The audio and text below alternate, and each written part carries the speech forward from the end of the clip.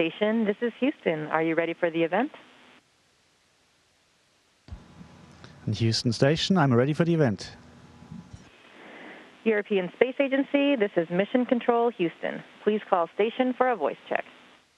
Space station right now is somewhere over the Pacific. It's somewhere halfway towards Latin America, which will be the next landmass it will hit. And I just heard some sound. I think we are connected to Houston.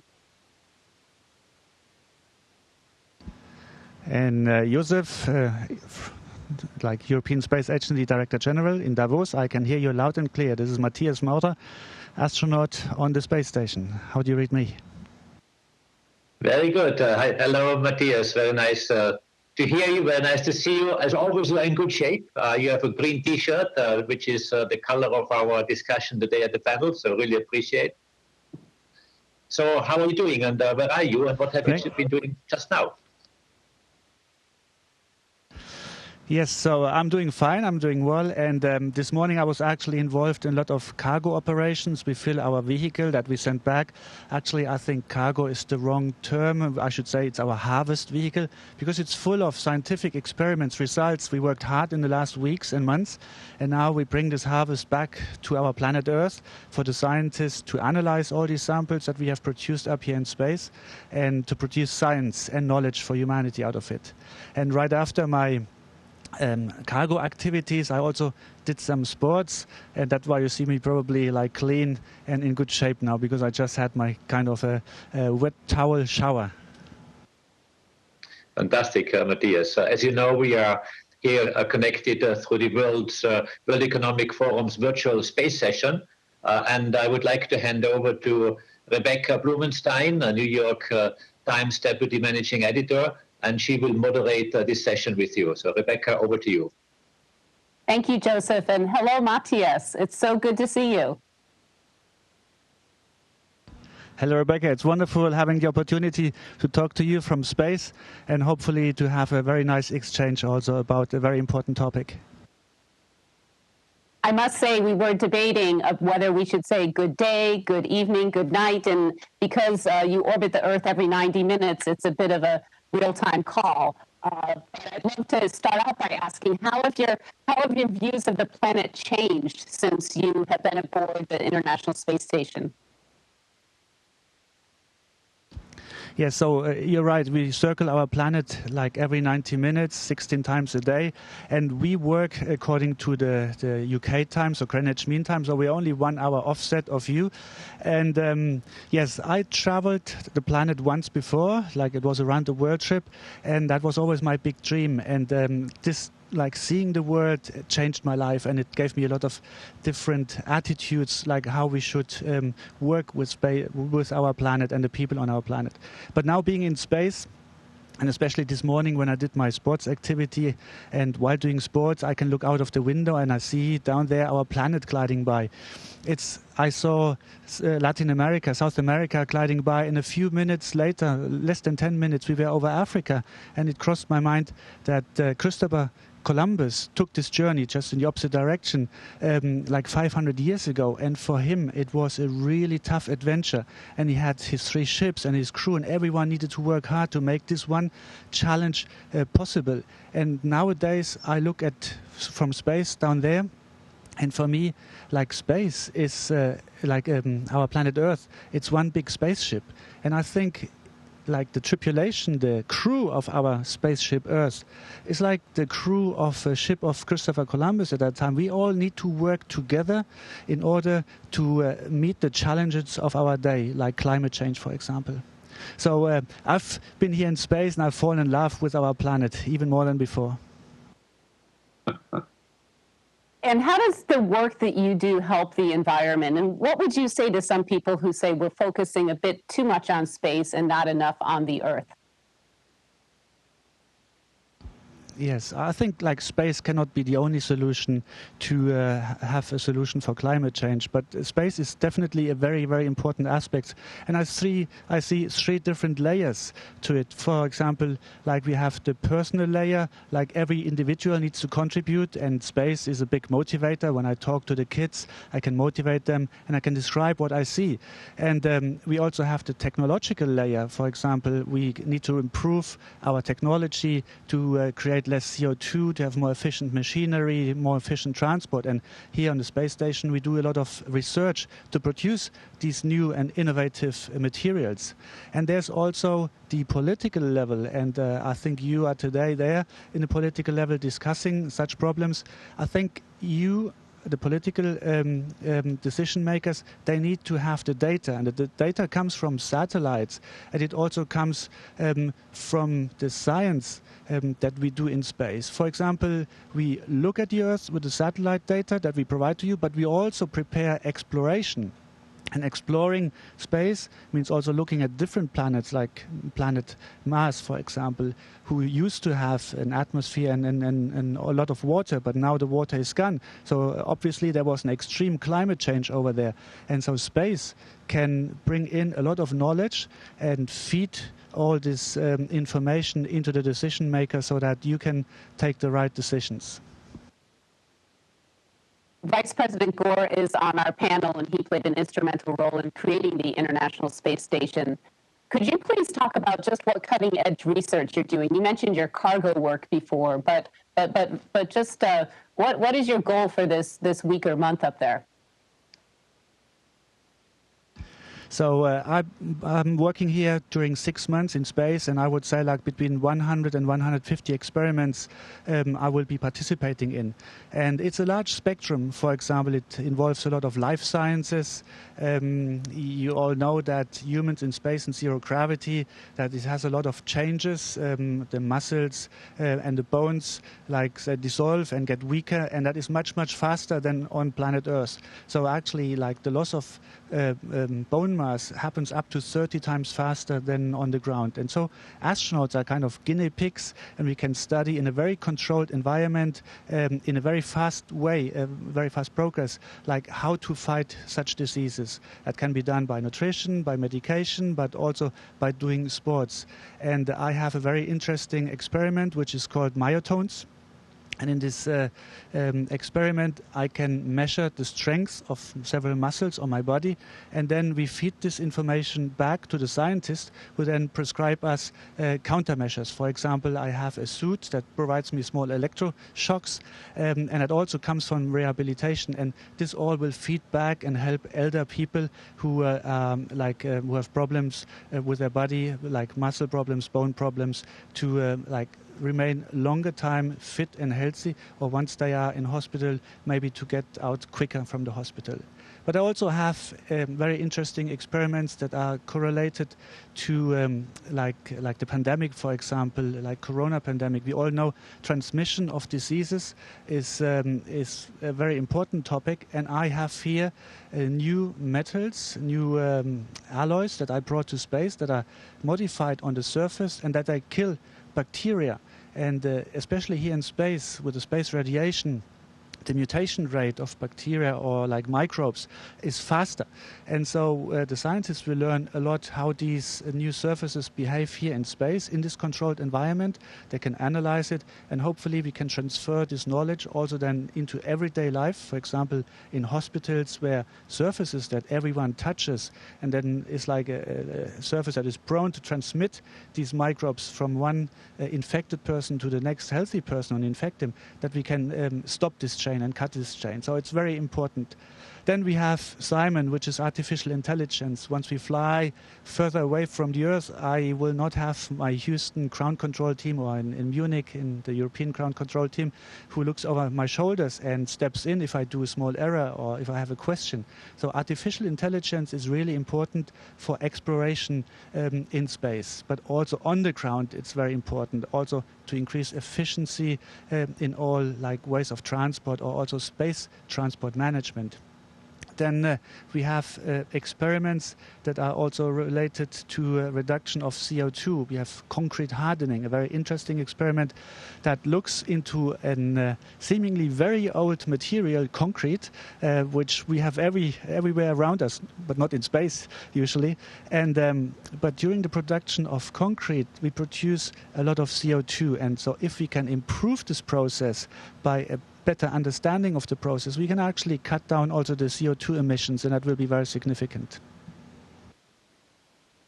You sound very busy. I would love to hear your views about space tourism. Do you think it's a good idea for more people to have the experience you're having now? And I would also love to know, what do you do for sport up there, for sports? Yeah, for sports, we're not playing football here for sports, but we have three different devices. One is like running, it's like a treadmill, so I'm running, but actually I'm chained down to this machine that pulls me with a certain force on there, and so the force that I have here is like almost like the gravity force on Mars, so I'm always having my Mars jog here on the space station. And then we also have a bicycle without a saddle, because we don't sit, we just float there. And we do a lot of the work just with the legs, like pulling and pushing. That's for like cardio activity. But then we also need to do sports that tells a lie to our body, namely like telling like you need your bones and you need your muscles. So we need to do weightlifting. And obviously in zero gravity you don't lift any weight, but we push against a pressure that has the same effect like weightlifting on the ground. And that is very, very important. And since we have this new machine, like the health status of astronauts in space has become much, much better. So, and the other question, remind me please again. Space tourism, do you think it's a good idea for more people to have the experience of looking at the Earth the way that you get to every day? Yes, obviously, like space tourism is like it's a two-sided like knife. It has one positive side, like the more people fly to space, the more ambassadors we have that hopefully come back to our beautiful planet Earth and say like, we need to take care of our planet, we need to reduce the emissions, we also need to stop everything that I see here from space and that makes my heart bleed, like burning rainforest, or like the melting of the glaciers, like all these phenomena we can see here from space, also the flooding last week in Brazil that we could observe here from space, that are clearly evident. And I think everyone who's been only a few days in space will become a really avid ambassador for our planet Earth and to protect it in the future. On the other hand, the more people we fly up here, the more rocket launches we will also have. And so we create also waste and space debris.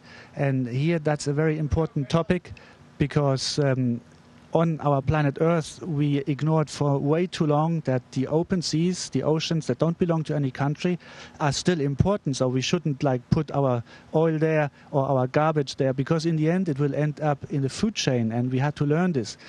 And the same happens now here in space. We fly to space, or we have been flying to space for 5-6 decades. And now we see that every time we launch a vehicle to space, we leave space debris, and that piles up. And in the end, either we actively clean space, or we will have the same problem that we have on the ground with too much garbage, and like people get annoyed by it. Here, it actually gets a safety issue. And so we need to take measures to make sure that space is clean and accessible also in the future for everyone.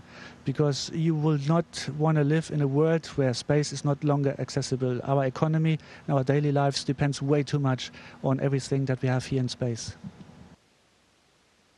With all the new satellites and the space debris you mentioned, is it becoming dangerous to orbit the Earth in the International Space Station? Joseph was saying earlier that there was an incident recently where you actually had to take shelter. Yes, so we always had like space debris issues. It comes from the early rocket launches, but it's also, we have natural space debris, because there's also like stuff coming from the universe and entering the atmosphere, and that's passing also our orbits. And so spaceflight is risky, but if we take the right measures, I wouldn't say it's dangerous. For the International Space Station, we have a lot of ground control teams that measure the area and the space that we're flying in. And if there's any object coming close to us, we will take measures. So one measure could be that we do a debris avoidance maneuver, which usually means we start up our engines and we lift the space station a little bit. Sometimes we also need to slow down and lower the orbit a bit, just to dodge away from the object. If the object comes on a very short notice, then we need to go into shelter, which means we hide in our spacecrafts and close all the hatches between the different modules, just in case that something happens. But I think so far everything went well, and the flight controllers have a very good situational awareness.